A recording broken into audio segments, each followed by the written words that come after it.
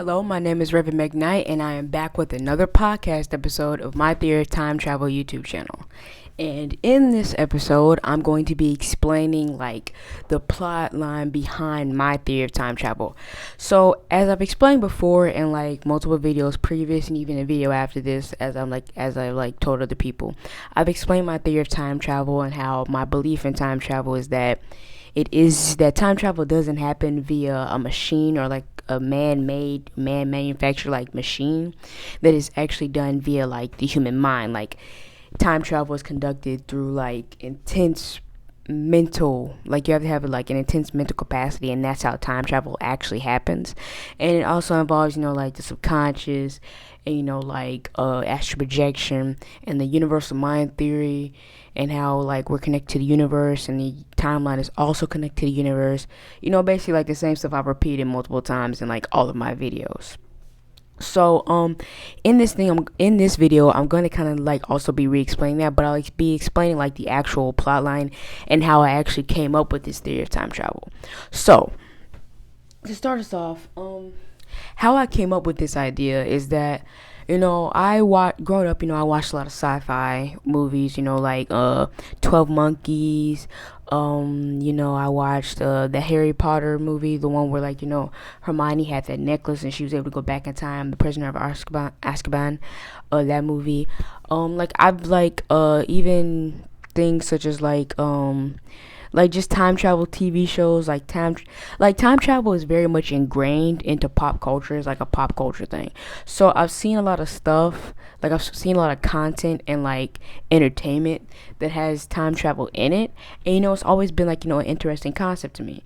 So every time I saw time travel in movies such as the Avengers Endgame, there was always different forms of time travel, everyone's version of time travel.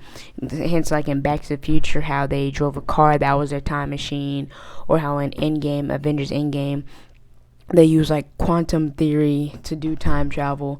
And I've noticed that in every single thing ever created, whenever it has to do with time travel, it's always a man-made machine. So I thought, okay, it's common knowledge that if anyone's gonna time travel, it would be via a man-made machine. So the only thing with that is I kind of thought deeper into it, and I was just thinking, what if time travel isn't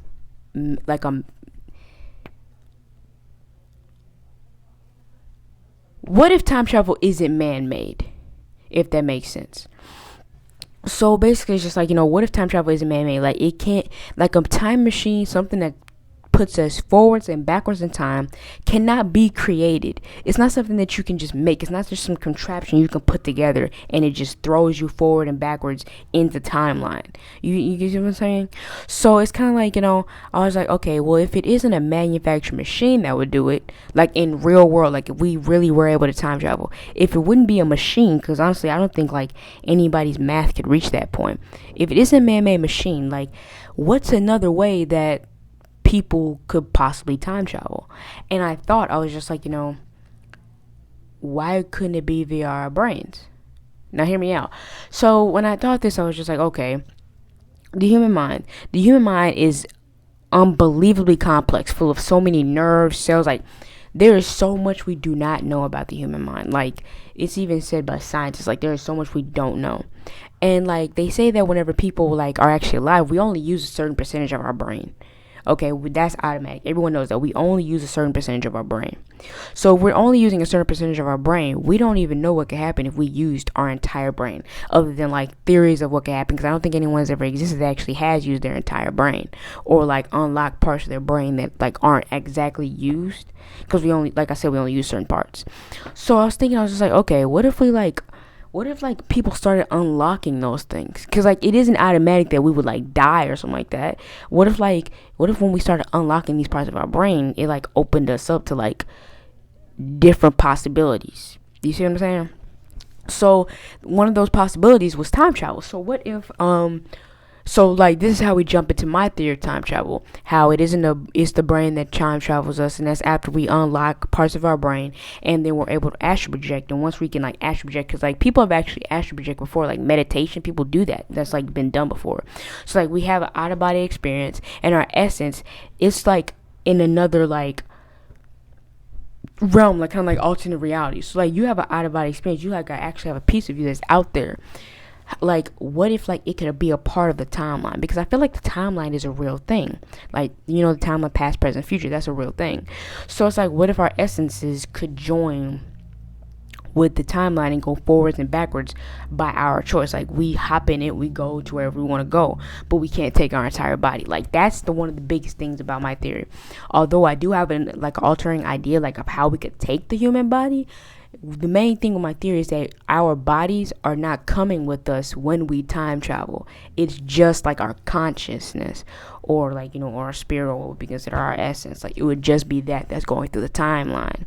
So when we do that, we go back in time, and we basically like when we go back in time, we can go anywhere we want, but things were only there in like spiritual form. We're not there in like human body form.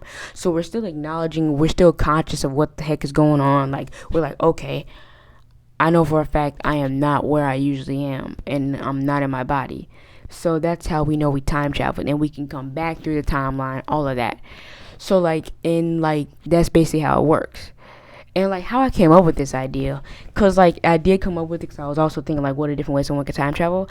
Another way that I came up with this idea is because I wrote it, like I came up with a story idea. It was basically like about this like girl who could like join this like this program or whatever for money, and like in the program they didn't tell them what they were trying to do, but then they found out like these people are trying to time travel or whatever. It's like but basically it's just like I might cut that little part out because like I don't want nobody to steal my ideas. But yeah, like that's basically like the idea. So I was just thinking, I was like that sounds like that could actually be possible. So I was like, okay, let me make this. So I was like, and then like the theory just got deeper, and I was just like, hey, like that's actually a really good idea. Like I wonder if time travel could actually happen like that. But yeah, like that's my plot line and my explanation behind my theory of how I came up with it. And I thought it was like really interesting. That's why I chose to do this project on it. So like that's where this project idea came from. All my writings, all the theories, all the ideas, the research, that's where it all came from. Kind of like just a story movie concept. So yeah, like that's how I came up with this idea. And thanks for watching this video. This is episode 5, I believe, of my podcast journey on the Theory of Time Travel channel. Until next time, guys, thanks for tuning in, and I'll see you later.